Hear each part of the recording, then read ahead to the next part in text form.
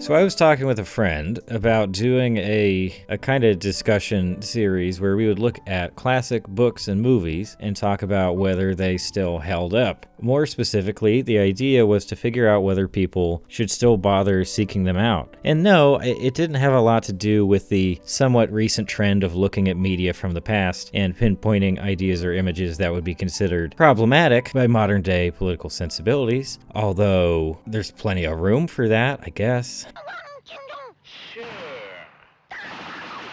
Instead, the goal would be to look at each piece and see if it still worked as art. But as I started listing off potential candidates, most of them books and movies that I love and have loved for a long time, I found myself saying yes to just about all of them. I really do think that most of them still hold up pretty well. And on the one hand, this seemed like a good sign that the stuff that we label as classics is indeed timeless, and that we as a species have done a good job of narrowing down which pieces of art will retain value indefinitely. But then I watched a movie pretty much universally deemed to be a classic, and it challenged my theory that classics will remain classics forever. So I'd like to talk about that movie and how even the classics might have expiration dates.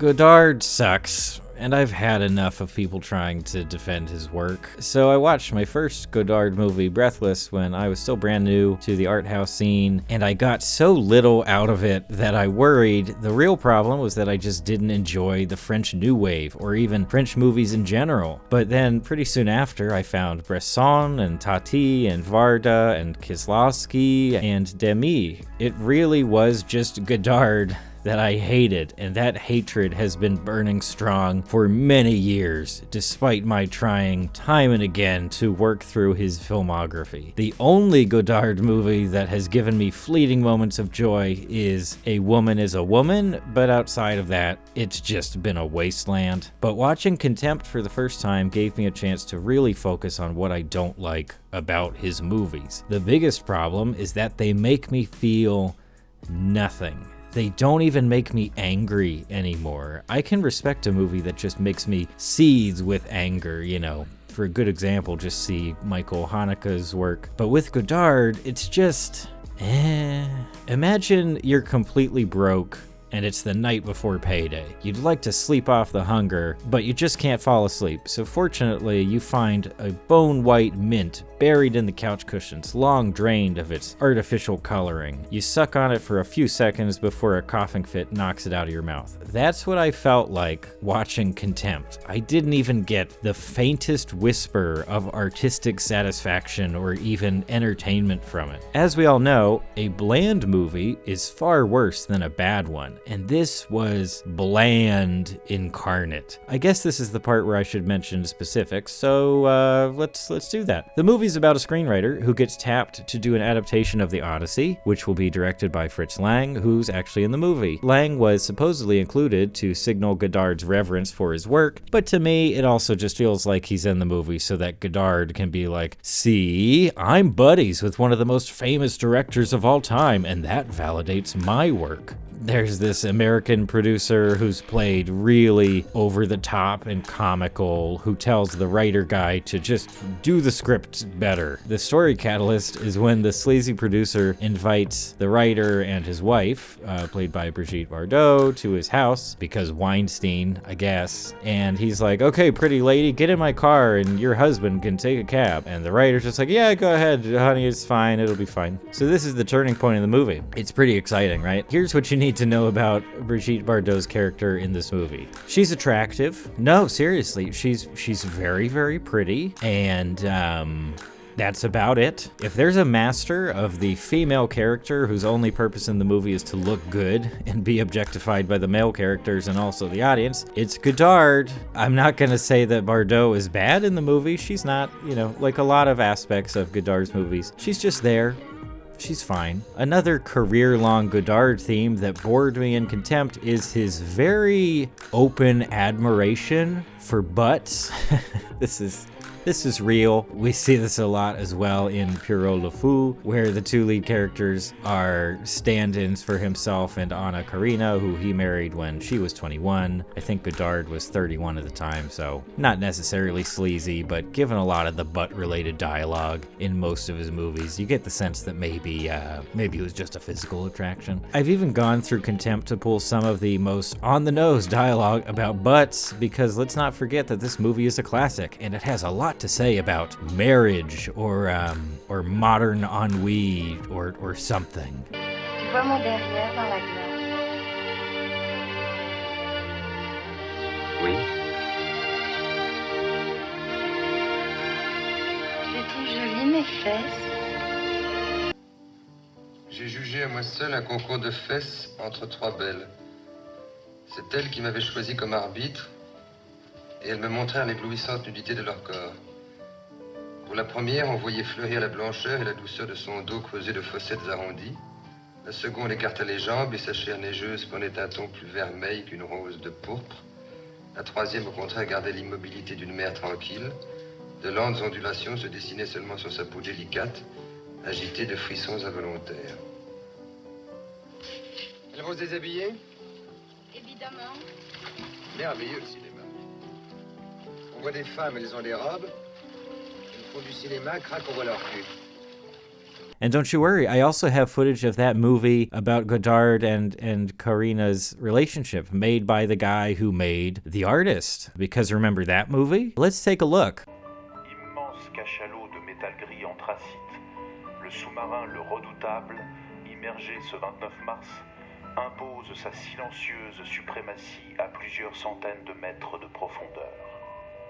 Another incredibly disappointing aspect of Contempt is its shell story, which is about the process of a movie being made, which itself sits inside of the real movie that we are watching. So back in the 60s and 70s, this was an art house standard, or becoming one, thanks in large part to the fact that meta-narrative elements were still new. Breaking the fourth wall has long since been disseminated into shared culture, and so now you can find it just about everywhere. But back when it was still edgy, it was very popular. We see it in Fellini's 8½, which was released in 63. Then Contempt used a lot of the same premise in 64. And then the Audrey Hepburn comedy, Paris When It Sizzles, used it as well, which was also released in 64.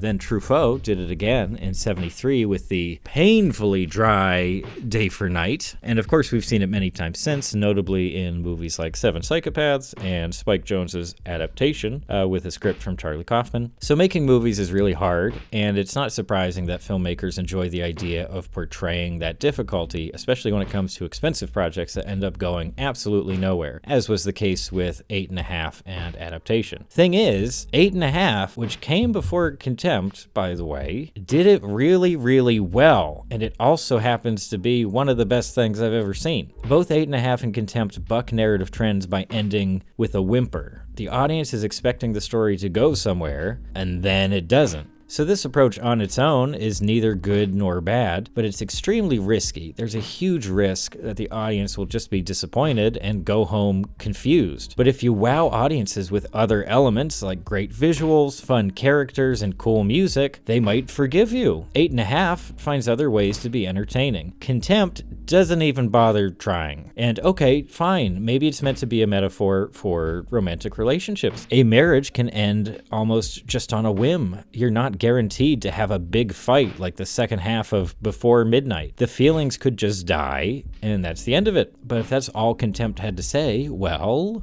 who cares?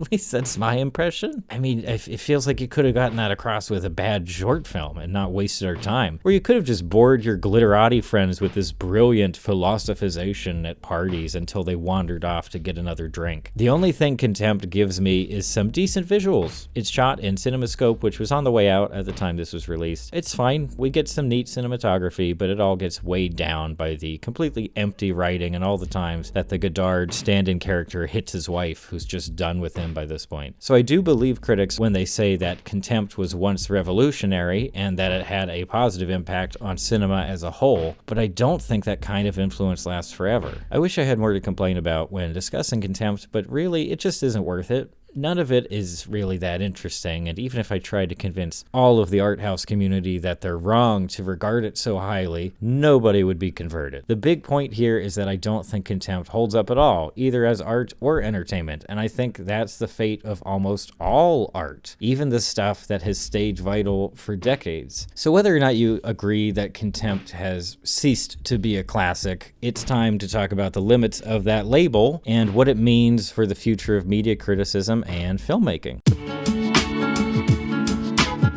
For critics, the term classic is a really special tool that only gets broken out on rare occasions. It's some of the highest praise that anyone can give a movie, and so it has come to define movies that we value collectively as a society. So while there hasn't been any kind of conspiracy to only elevate certain types of movies, there has been this passive effect where movies that can be qualified as classics tend to share a lot of the same traits. A lot of them tend to be dramas, and a lot tend to touch on very heavy themes, especially those dealing with romantic relationships. Now, in most cases, I can look at a big list of what are generally called classic movies and agree with a lot of them. I understand why movies like Citizen Kane, Vertigo, Do the Right Thing, La Dolce Vita, Seven Samurai, and Cleo from 5 to 7 continue to get critical praise. But at the very least, those movies offer a lot to love, and they will reward you for sitting down and watching patiently. The reason I've been talking about Contempt so much is because when it gave absolutely nothing to me, it served as a kind of case study for what we can or should do when decades of universal praise don't seem to make a lot of sense anymore. Do we just shrug it off and rack it up to differing tastes? Or is there something a bit deeper we can pull from the situation? So as it stands right now with regards to the art house movie space, there are plenty of people who feel that everyone should watch, enjoy, and appreciate classic movies, however that term is defined. But as far as I'm concerned, you really don't have to do all of those things, even if you want to be called a cinephile. In particular, I think that I'd really like to speak to anyone out there who's just dipping some toes into the art house space for the first time, or maybe even young, aspiring filmmakers trying to learn more about the art form. What do we, as a people, owe to the influential and groundbreaking art of the past? I refuse to believe that all classic movies will continue to have influence and impact indefinitely. As human beings, we want them to. We want specific works of art to be immortal because that means that the artists will live on and that what they had to say with their work was truly worthy of attention. If you are an artist, that might be part of your motivation that, my life may be very short, but I could create something that endures. That can be a very appealing idea. And I don't doubt that select few movies and filmmakers will continue to speak to future audiences in the same way that we still care a whole lot about Shakespeare, but the majority of the classics are going to fade in terms of relevance. That's just how it works. So if you're a young artist and you're trying to catch up on the great movies of the past 100 years, do you need to love all those classic movies? If you watch one and don't enjoy it in the least, does it mean you're somehow less than, or that you just didn't get it? Well, this answer won't be a surprise to anyone familiar with my work, but no, I don't think you need to fall in love with the great movies to be a real artist, or even a cinephile. I do still think there's value in at least watching classic movies, or basically any movie you can get your hands on, and there's a very good reason that historical context is a big part of any kind of artistic study. But if we take another look at the idea that classic movies should be watched, enjoyed, and appreciated, I think we can cross enjoyed off the list. To me, it makes perfect sense that Godard's Contempt falls completely flat. Sure, it probably had an influence on some other movies that I love. I mean, in particular, the wide-angle tracking shots remind me a lot of Wes Anderson's stuff. I like a decent number of his movies, and I respect the attempt to do something new, but it ultimately amounts to just a museum piece sitting behind a piece of glass. It used to mean a whole lot, and that's why it's here in the museum, and it was important in its own time, but once I've finished reading the little information plaque, I get to keep walking, finding my way to a piece that actually makes me feel something. So this wasn't really a review of Contempt, but I'd still like to provide some movies that I think work as alternatives to Contempt in terms of tackling similar themes and even having, similar visuals or being released in the same time period. So if you want some movies from around that time that tackle a disintegrating marriage, you can check out A Woman Under the Influence. Scenes from a Marriage from Bergman is fantastic. Juliet of the Spirits is another good one. If you want movies that offer kind of fantastical behind-the-scenes looks at filmmaking, well, I already mentioned these, but 8½, Day for Night and Adaptation are really good if you haven't seen them already. And if you want some other great French New Wave stuff that isn't Godard, I mean, it's easy enough to stick with Agnes Varda, Jacques Demy, and Jacques Rivette. I don't think I'll be talking about Godard anymore. I'm good. It made me angry, but I'd love to talk about movie criticism in general. So let me know if you like that kind of stuff as well. Thanks for stopping by.